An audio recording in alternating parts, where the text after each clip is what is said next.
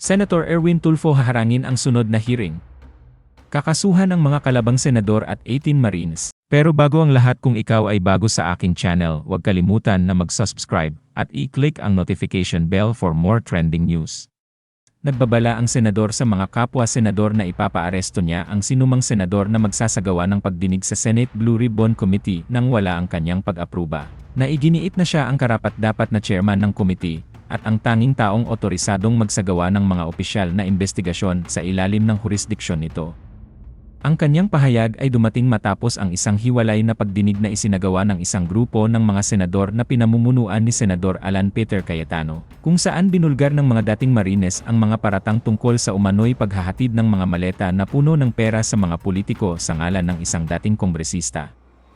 At isa ang pangalan ni Senador Erwin Tulfo sa mga politikong sangkot sa pamimigay ng maleta. Kinuwestiyon ni Tulfo ang pagiging lehitimo ng pagdinig, na inilarawan ito bilang hindi opisyal at hindi naayon sa mga patakaran ng Senado. Ayon sa kanya, ang pagtitipon ay hindi sumunod sa mga wastong pamamaraan na kinakailangan para sa isang kinikilalang pagdinig sa Blue Ribbon Committee.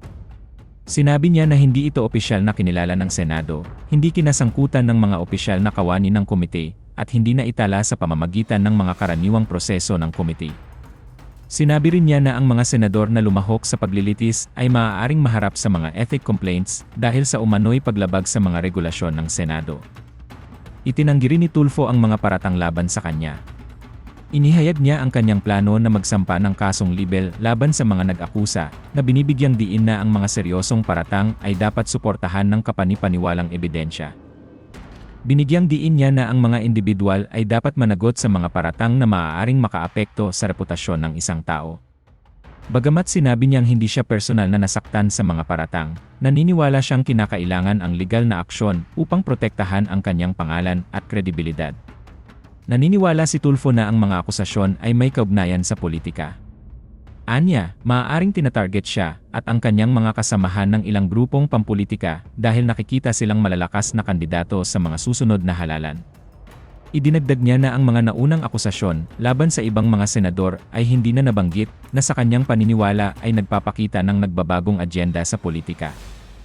Sinabi rin niya na ang mga pag-atake ay maaaring may kaugnayan sa mga resulta ng survey at mga talakayan tungkol sa mga posibleng planong pampolitika sa hinaharap na kinasasangkutan niya at ng kanyang kapatid.